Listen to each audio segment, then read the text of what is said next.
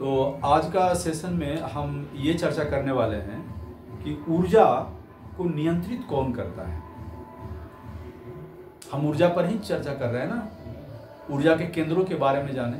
कल हमने यह चर्चा की कि ऊर्जा के केंद्र के द्वारा हम ब्रह्मांड से कैसे जुड़े हुए हैं, और आज हम ये चर्चा करेंगे कि ऊर्जा का नियंत्रण कौन करता है।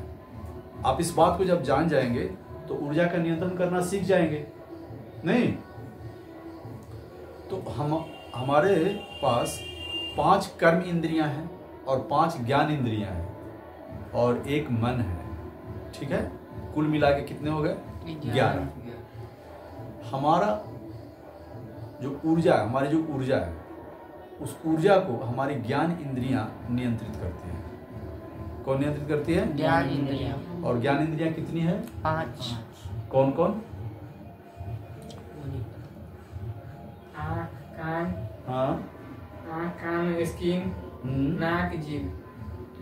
कितना हुआ? 5। नहीं, 4 हुआ है। आँख, कान, नाक, जीभ और स्किन, त्वचा।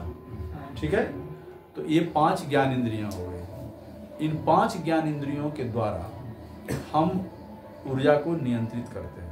अब इसके 2 स्वरूप हैं। इन 5 ज्ञान इंद्रियों के कितने स्वरूप हैं? 2 स्वरूप हैं। एक है बहिर्मुखी और एक है अंतर्मुखी। जब यह बहिर्मुखी होता है तो ऊर्जा का ह्रास होता है, ऊर्जा खपत होती है। बहिर्मुखी का मतलब क्या हुआ? जब इन इंद्रियों से बाहरी चीजों का हम क्या करते हैं? ज्ञान प्राप्त करते हैं। इन इंद्रियों के द्वारा, जैसे आंख से क्या करते हैं? देखते हैं। तो आंख जब खुला है तो हम बाहरी चीजों को देखेंगे, तो स्वाभाविक रूप से इससे हमारी ऊर्जा की क्षति होगी। कान से सुनते हैं, यदि बाहरी चीजों को सुनेंगे तो हमने पहले ही कहा है कि जैसे ही किसी चीज को सुनते हैं तो हमारा मन वहां गया, तो मन जहां जाता है ऊर्जा वही कार्य करती है, होता है ना। तो हम बाहर की चीजों को सुन रहे हैं तो ऊर्जा का ह्रास होगा।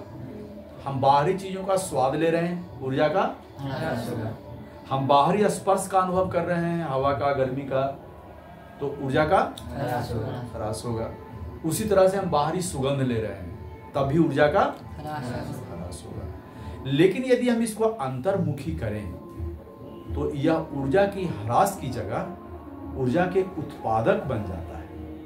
यही इंद्रियां ऊर्जा के ह्रास की जगह क्या हो जाती है? उत्पादक बन जाती है, ऊर्जा संरक्षित हो जाता है। ठीक है, और यदि इन इंद्रियों को हम अंतर्मुखी करने का मतलब क्या है?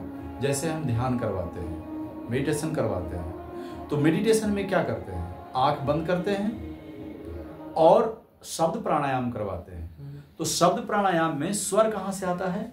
कंठ से आता है। तो हम कंठ से उन स्वरों को सुनते हैं। ठीक है, देखने के लिए कहाँ कहते हैं? ऊर्जा केंद्रों पर। देखने के लिए कहाँ कहते हैं? ऊर्जा केंद्रों पर देखने के लिए कहते हैं। महसूस करने के लिए क्या कहते हैं? श्वास के अंदर और बाहर आने की प्रक्रिया को। और हम बीच में क्या बोलते हैं? जब मेडिटेशन का क्रिया चलता रहता है तो कराने के बीच में क्या बोलते हैं? ऑब्जर्वेशन। क्या बोलते हैं? ऑब्जर्वेशन। ऑब्जर्वेशन का मतलब होता है अवलोकन करना, और अवलोकन में महसूस करना आता है। अवलोकन में क्या आता है? महसूस करना। तो जहां जिस एनर्जी पॉइंट पर हमने क्रिया की है, फिर वहां महसूस करते हैं कि वहां क्या हो रहा है। तो इसका मतलब महसूस करने का कार्य जो त्वचा के माध्यम से बाहर की ओर कर रहे थे, वो कहाँ करने लगे? अंदर। तो अब आप इस बात को अच्छा से समझ पा रहे होंगे कि हम इन इंद्रियों को अंतर्मुखी कैसे करते हैं और यह बहिर्मुखी कैसे होता है। तो इन चीजों को करने के बाद यदि हम अभ्यास करते हैं इसको अंतर्मुखी करने का, तो हम ऊर्जा का संरक्षण करने के साथ साथ ऊर्जा के उत्पादन भी हम करते हैं।